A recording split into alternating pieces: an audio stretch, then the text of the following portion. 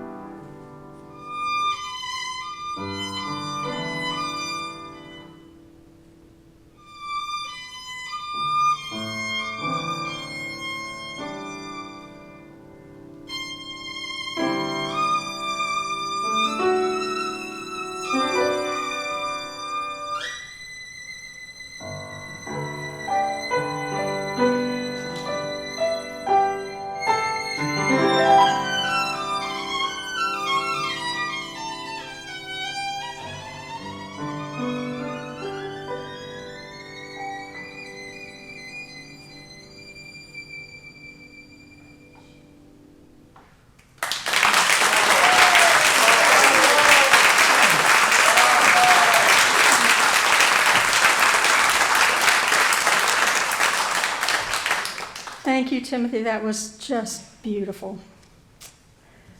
Our opening words are by Reverend Richard S. Gilbert.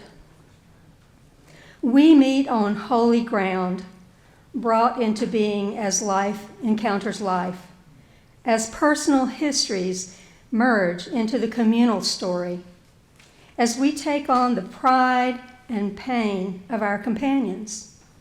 As separate selves become community, how desperate is our need for one another, our silent beckoning to our neighbors, our invitation to share life and death together, our welcome into the lives of those we meet, and their welcome into our own. May our souls capture this treasured time.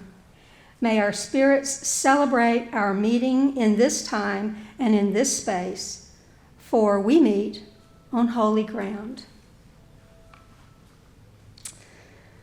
Our opening hymn this morning can be found in your teal hymnals, so we put some of them out. Hopefully everyone found one. It is number 1053 in Singing the Journey. It is How Could Anyone? And I'd like to invite our song leaders this morning, if we have song leaders this morning, to come forward. How Could Anyone is written by Libby Roderick, an internationally acclaimed singer, songwriter, poet, activist, teacher, and lifelong Alaskan. It's a simple and beautiful song with one verse.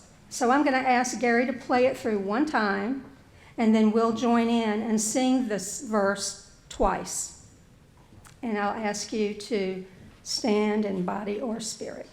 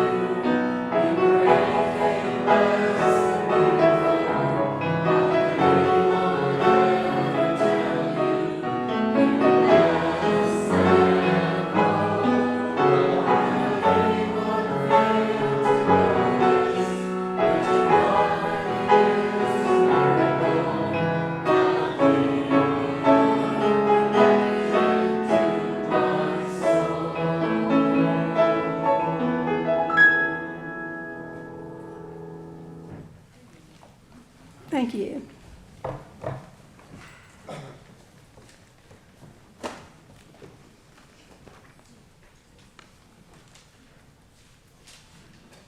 Today is the first Sunday of the month, which means it's our Pennies from Heaven Day. This is when we take up a special collection to support a local charity or service organization that's chosen by our lifespan religious education classes. This quarter's designee is JASMYN, Jacksonville Area Sexual Minority Youth Network. JASMYN supports young people ages 13 to 23 and works to create a safer, more affirming community for them in Northeast Florida. JASMYN supports and empowers LGBTQ young people by creating safe space, providing health and wholeness services, and offering youth development opportunities while bringing people and resources together to promote equity, equality, and human rights. LGBTQ young people are affirmed in their identities, confident in their future, and are a valued asset in the Northeast Florida community. So please consider donating any loose change or extra bills as you are willing and able. This is not only Pride Month, but it's the last Sunday of the quarter, so let's give it a final boost. Good morning, everyone. It's my pleasure to welcome you to Buckman Bridge Unitarian Universalist Church, or BBUC for short. We are a progressive spiritual community whose mission is to create and nourish a loving community that seeks justice and respect for all. Unitarian Universalism has no shared creed or doctrine. We're not going to tell you what you must believe. We're not going to tell you there's one book or one path or one way to religious truth. Instead, we will challenge you to discover for yourself how you find and make meaning. And we do this together in a supportive church community. Unitarian Universalism is a living tradition that evolves and moves to the rhythms of mystery and wonder, prophecy, wisdom, teachings from ancient and modern sources, and nature itself. We operate as autonomous congregations that are connected as members of the Unitarian Universalist Association. We work democratically to govern our congregations and our association, and to articulate the values that we covenant to affirm and promote. These values are also living and evolving and are found on the back of our order of service. We believe it's our obligation to express our faith through acts of compassion and justice. We're people who actively invite intellectual and spiritual growth through all ages and stages of life, and our kids are encouraged to ask questions, think, and express themselves. We nurture truth-seeking, spirituality, and moral values that will continue to shape and support us from childhood through all stages of our lives. I would like to extend a special greeting to those who are guests or newcomers. We hope that you will stop by our welcome table at the entryway for a name tag so that we can greet you by name, and for information about our church and the Greater Unitarian Universalist denomination. You can also find out about our regularly scheduled Learn About UU and Learn About BBUC classes. Feel free to ask any of our members any questions you may have, and we invite you to stay after the service for fellowship, including coffee and other beverages, refreshments, and conversation. We'd love the opportunity to meet you and welcome you in person. Please see your order of service, our monthly newsletter, our weekly emails, and the bulletin boards for information on the many activities and events in our community. Thanks also to all of our volunteers who make our Sunday worship, religious education classes, and fellowship hour happen. We are about to enter into sacred time made so by our presence and intention. Please turn off and silence your phones, and as you do so, I invite each of us to be here in this moment. Since Unitarian Universalists don't have a creed or dogma, what holds us together as a community is covenant. These are the promises that we make to one another about who we will be as a faith community and how we'll be in relationship with one another as we practice our values. Creating beloved community requires intention and practice. Our covenant articulates our intention. We recite this covenant that we created as a congregation to help us live into the practice. Our covenant is printed in your order of service, and I invite you to speak the words together in unison. Please join me. We covenant to engage one another with honesty, kindness, and respect, to value diversity, seek understanding of our differences, and practice gracious accountability with care, love, and empathy.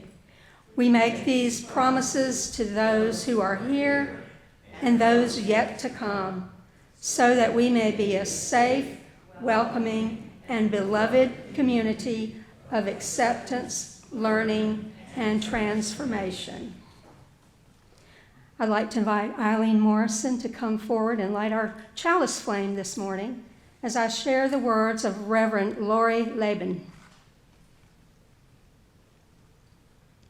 We light our chalice flame for those who live their lives in closets of shame, for those who furtively visited the bars where nobody knew your name, for the Stonewall riot and the fierce trans woman who fought for the plague which still takes far too many, too young, too soon. So many gone, so many never lived to see out gay kids singing on TV, out gay people serving in the military, marriage equality, families formed by intention. We light our chalice flame for all these and for all our siblings of the rainbow, surviving, living life out in the open with pride. Thank you, Eileen. Please hear this prayer by Reverend Brian Kiely.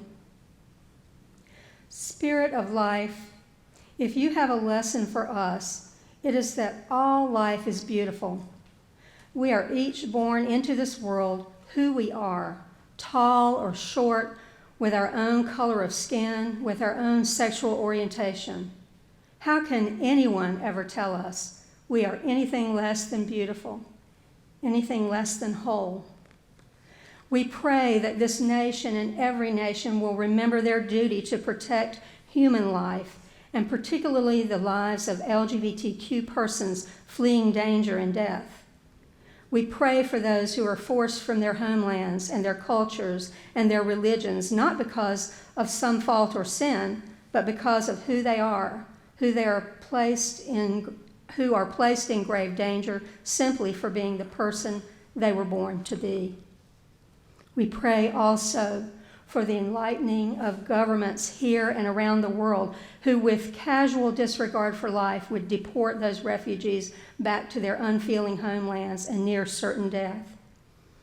All human beings are born free, equal in dignity and rights.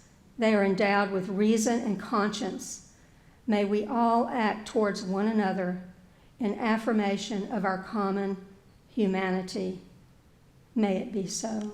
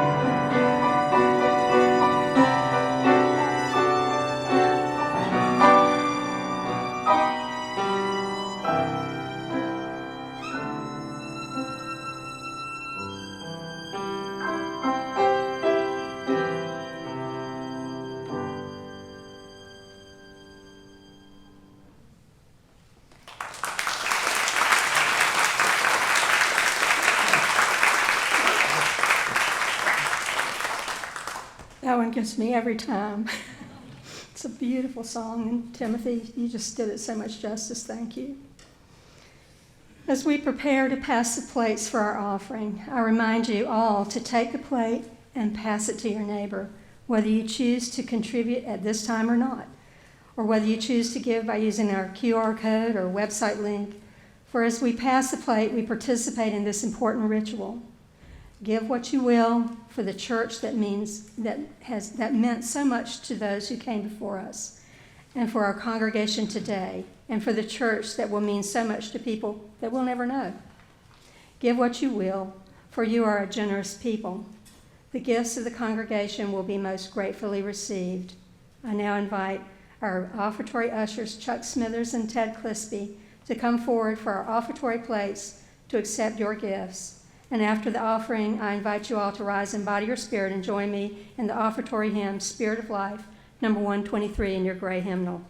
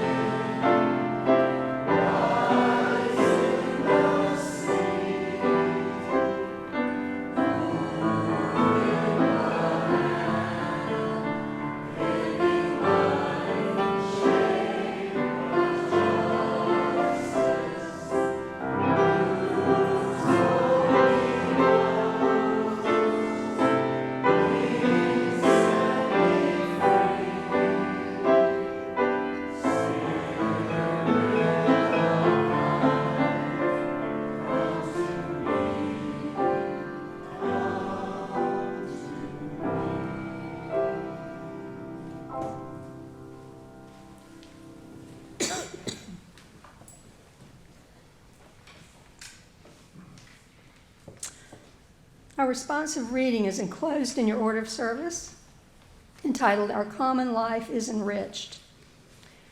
It's from Religious Institute, a multi-faith organization dedicated to advocating for sexual, gender, and reproductive health, education, and justice in faith communities and society. So please join me in unison with the italicized responses.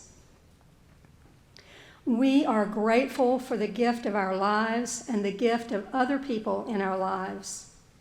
Each of us is created with dignity and worth. We are called to love one another and to do nothing to others that we would find hateful to ourselves.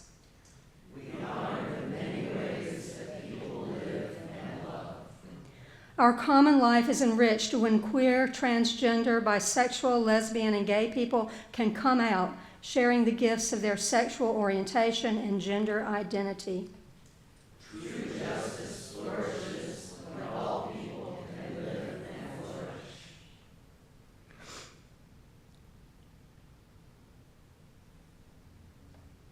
I'm sorry, I have totally lost my place. Thank you. I was looking at the wrong one. Sorry. We suffer when LGBTQ people are oppressed, excluded, or shamed by religious people who overlook the fundamental call to love one another. Love does not exclude. We are all worthy. May we work to build a world where all people are celebrated and loved.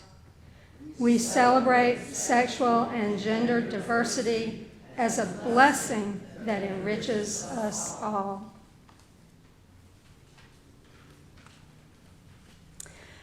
Manny Andrade is a treasured member of our congregation, along with his husband, Rusty Turner.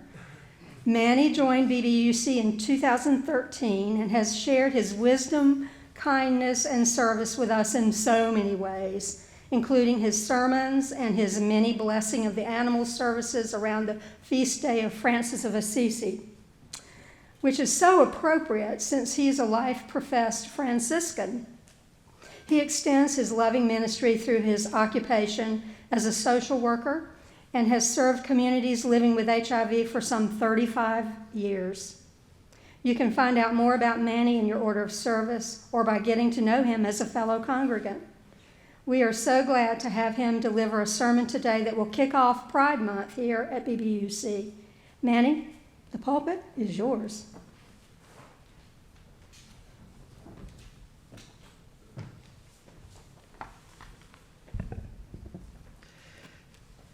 Good morning. It's always a pleasure to be back in my home church, my spiritual community, to share some of my experience and some thoughts that I've had. LGBT folks, like all folks, are bound in their life journey by personal challenges. We all have them. Of course, every person has their own unique and personal history, and it's extremely difficult to paint any group with a broad brush. And I'm not doing that here. I'm talking about experiences and things I've read, and maybe in part some of what I've learned along the way. Many of us LGBT folks start the realization of our sexuality sometimes with a sense of wonder and delight. However, it can be accompanied by alienation and some trepidation. That sense of alienation may even come from those close to us, even within our own families. For example, we deal with heteronormative pressures, like for gay men, the dreaded questions like, do you have a girlfriend?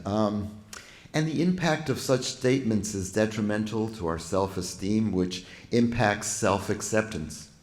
At first, I was able to develop resilience to intrusions like that by using humor. And much less often, when humor didn't work, I set a steel boundary that left no more room for those questions. What a relief it was to come out and never have to deal with that kind of nonsense ever again. Sometimes self-acceptance comes from a joyous and supportive experience. In the early 1990s, I lived in Richmond, Virginia. I worked for the Richmond AIDS Ministry. It was an amazing experience that changed my life forever. And I was very connected to people who were it was a conglomeration of spiritual communities helping to assist people living with AIDS before there were viable treatments, and it was mostly comfort measures and support. I was invited to attend a coming out liturgy by a friend and fellow Franciscan, Martha. At the time, she was a graduate student at Union Theological Seminary. Martha gathered her friends. There were about a dozen, mostly LGBT folks and allies. And we were going to celebrate her coming out with a special liturgy. It surprised me. There are liturgies for coming out? Wow. The spirituality, the deep spirituality of finding yourself and affirming yourself was actually set up as a liturgy. It was unique. It was powerful. We were hosted in a friend's backyard. We gathered in a circle. The service included several sections. What I remember most clearly was a responsive reading where we both as a group individually affirmed and celebrated Martha in her coming out process. In another special section of the service, we remember the role played by those who came before us. We thank the early LGBT pioneers and martyrs for their courage, vision, and wisdom. Martha received her friend's affirmation and blessing. I still delight in the memory of Martha as she set off to continue her life journey in wholeness, fueled by a strong sense of personal integrity. Indeed, it was a blessing to participate in that. I haven't seen very many coming out liturgies, but I strongly encourage those who have a strong sense of spirituality to think about the meaning of affirming the spirituality of you as a sexual being. Now, my experience with Martha is more of an exception than a rule. However, I'm grateful for participating in a gathering of gay and straight that fueled a powerful lifelong memory. As a premier LGBT symbol, the rainbow flag displays a variety of colors, each with a meaning and a message. Every single LGBT person is in themselves a personal rainbow that represent a variety of social facets. The LGBT community in its entirety is seasoned with a profile that represents vastly differing ranges in race, sex, gender, social economic status, level of access to education, employment, and acceptance. Spirituality is among these things also, varying understandings and embracing of spirituality. And these factors play deeply into someone's ability to come out and live fully. For example, I find it hard to imagine one of those deeply conservative, closeted folks working in Congress who consistently vote against LGBT rights, sending invitations to their coming out liturgy. Can you imagine that? Well, neither can I. A JASMYN youth evicted from their home by their family upon coming out, or worse, being inadvertently discovered to be LGBT. Well, it's overwhelmingly difficult to contemplate either of those two situations being blessed with something as affirming and meaningful. In the former's case, lack of awareness, perhaps lack of self-esteem or deep bitterness may get in the way of seeing the spiritual side of their sexuality. In the case of the latter, the youth, entry into a world of struggle that may include survival, sex work, a coming out liturgy is not likely a priority. The late great poet and Hunter College professor, I had the privilege of hearing her speak during a movement called Art Against Apartheid that she set up at Hunter College years ago. She was a civil rights advocate, a lesbian activist. Audre Lorde said, "There's no such thing as a single issue struggle because we do not live single issue lives." We often talk about the interdependence of all things. Our lives are connected. Dr. King held up a mirror and forced us to examine the dire need for civil rights. The mirror also reflected on women, and the feminist cause surged. Subsequently, building on the strength from previous movements, LGBT rights came about. And today, the MLK Foundation is still a great ally of LGBT causes and struggles. I've heard Coretta Scott speak years ago on the righteousness and her support of LGBT folks. When progress, equity, and acceptance come about, we see that it's a slow, painstaking process. We know that as early as the mid-19th century, there were stirrings beginning in Europe of an evolution in the fight for LGBT rights. Historically, LGBT people were imprisoned, shunned, ostracized, and sadly, even worse things happened. However, if you examine the historical timeline, with each movement, for each advance, there was a backlash. However, even facing backlash, progress continued. LGBT allies and were part of that progress. I want to point out a milestone, an important milestone for LGBT folks in the U.S. On December 15, 1973, 4 years after the 1969 Stonewall riots, a time when society still viewed gay people as deviants, at a time when the American Psychiatric Association reversed a century-old decision, issuing a resolution stating that homosexuality is neither a mental illness or a sickness. To underline the point, the association removed homosexuality from its influential reference tool, the DSM, or the Diagnostic and Statistic Manual for Mental Disorders. And in addition, the APA, American Psychiatric Association, stated a resolution: we will no longer insist on a label of sickness for individuals who insist that they are well and demonstrate no generalized impairment in social effectiveness. The statement also pledged the APA support for civil rights legislation that would provide homosexual citizens the same protections now guaranteed to others. At the time, most U.S. states still held anti-sodomy laws, and uncloseted homosexuals risked losing their jobs, housing, as well as family and community acceptance. As early as 1973, with the resolution by the APA, we see that it took the effort of LGBT folks and commitment from straight allies to bring about this milestone.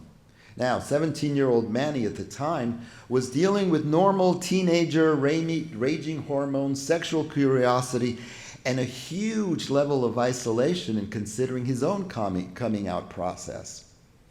It was a bit confusing to see that there were mental health providers who up to that point would have seen me, a young gay man, as a sick person by mere virtue of my sexuality. At the time, all I could find in the library were books that today most of us would cringe at the level of homophobia and the inconsistency in what they presented. The APA statement was a big step for everyone. I've often wondered what it was like for LGBT allies who took up the cause at the APA and participated in the APA reversal. I realize that change is a challenge. It is especially difficult when a challenging turnabout may not affect you directly. Despite that, you move on a cause because you are convinced it is righteous. I applaud both the allies in the APA and the folks who helped achieve this important milestone.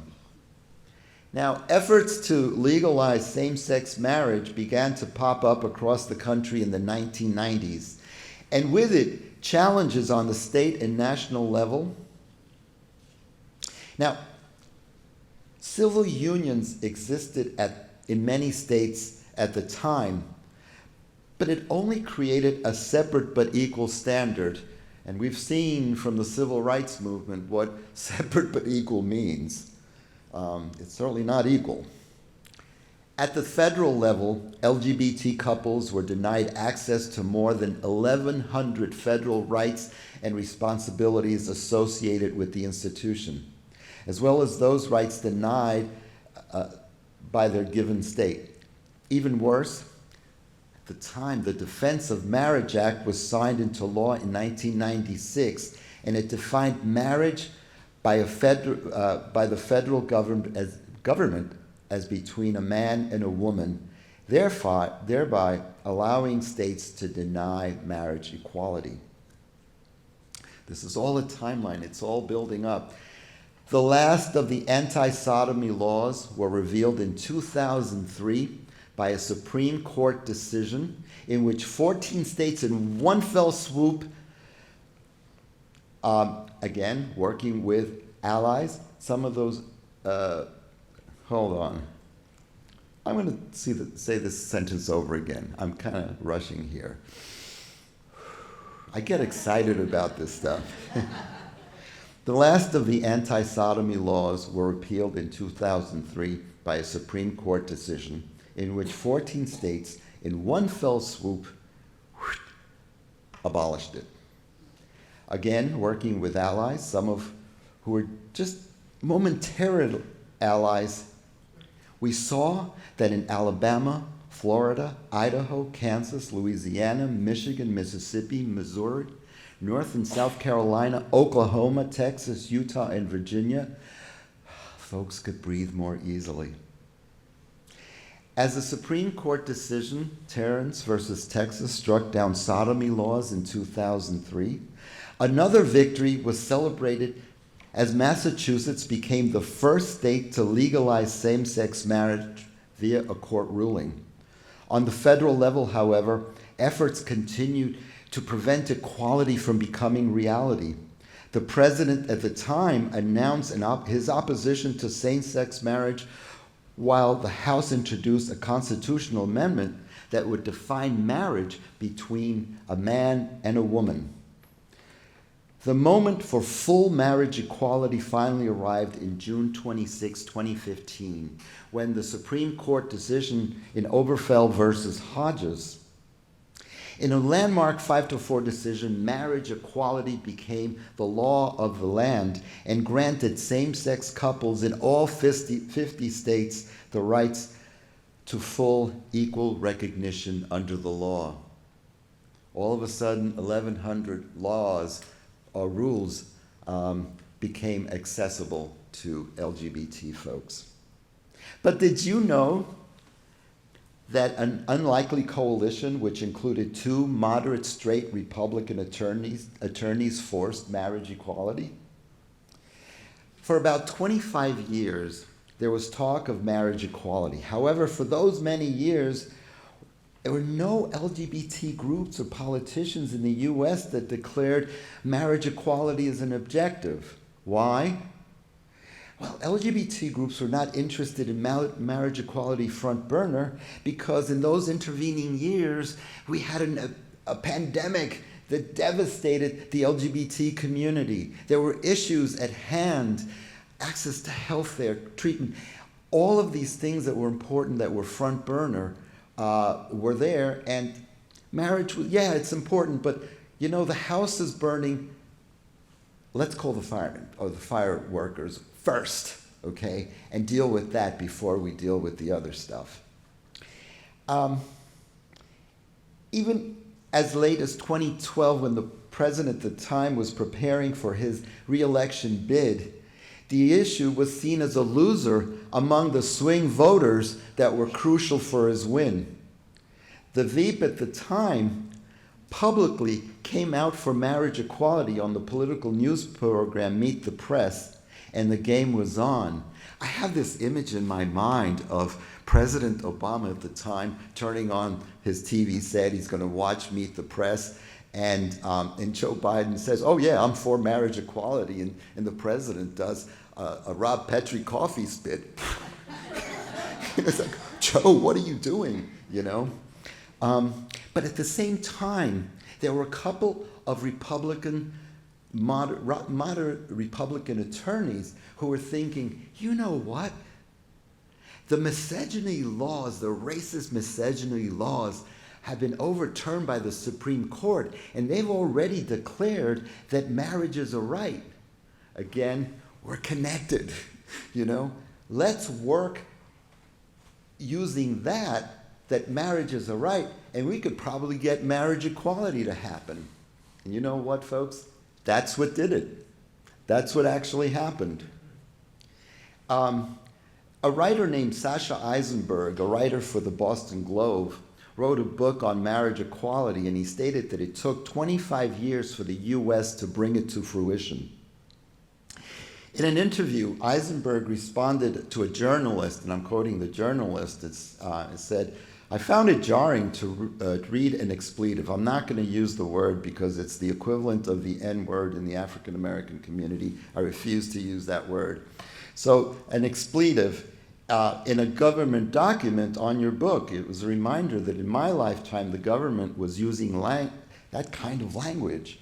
How do we reconcile how quickly we've come to marriage equality? And Eisenberg responded, That's obviously the most egregious jump off the page example of this. However, he went on to say that on the committee report on DOMA, it clearly stated that the reason for the Defense of Marriage Act was to express moral disapproval of homosexuality. It's in the congressional record, folks. And it took this writer to come out and say, hey, let's look at this stuff. This is really egregious. So my biggest takeaway from researching and writing this sermon has been that in coming together to fight for a righteous cause, support must come from a variety of sources to ensure success.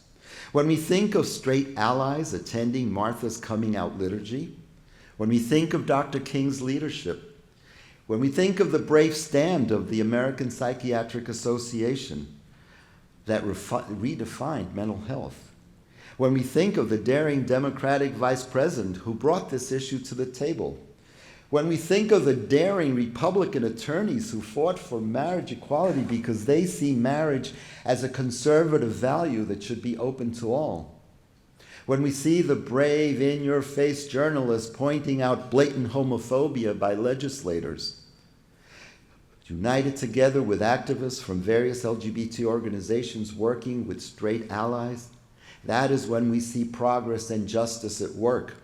I applaud all the aforementioned working in conjunction to make the world a better place. We are interconnected. We share our lives with a rainbow of folks, LGBT, straight, of all races and abilities. Our world interconnects on so many levels. We share a struggle for human rights, justice, and equity. And to close, I leave you again with this quote from Audre Lorde.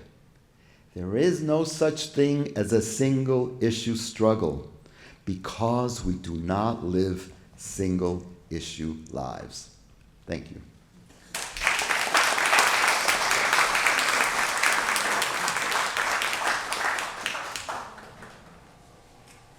All right, I have a little challenge for y'all today. For our closing hymn, we're going to go to 170 in the gray hymnal. We are a gentle, angry people.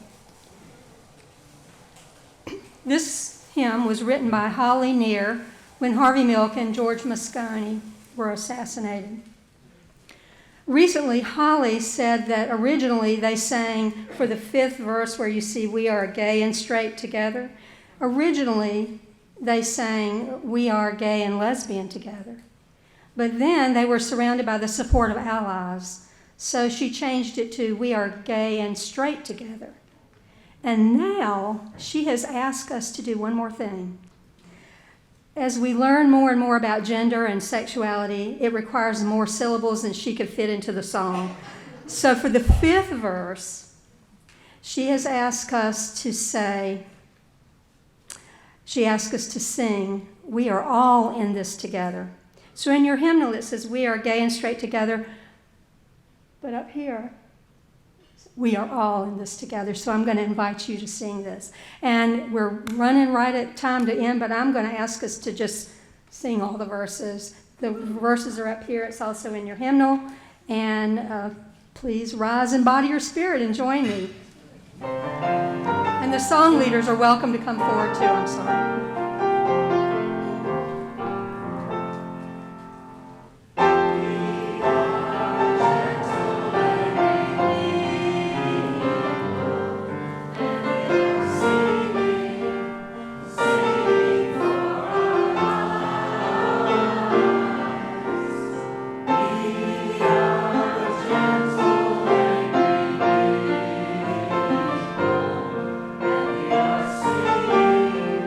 Sing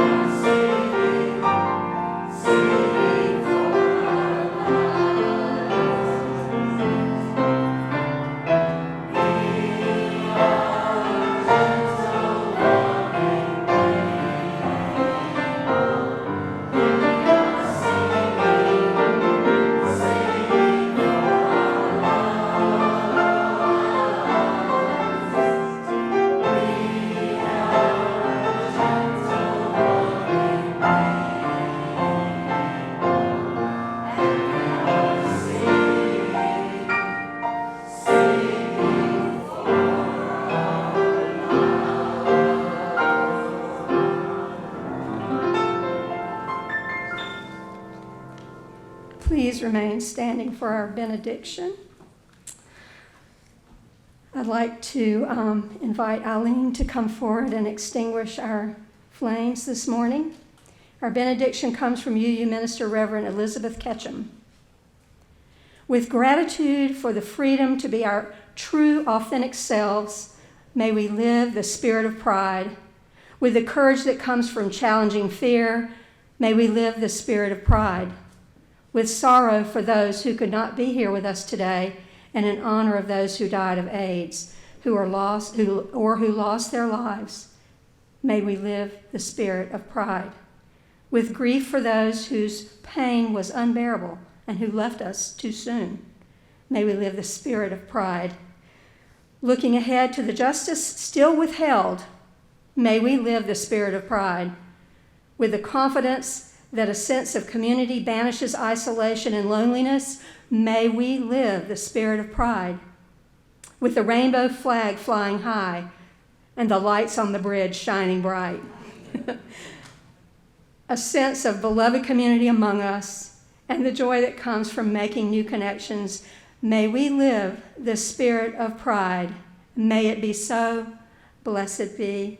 Amen.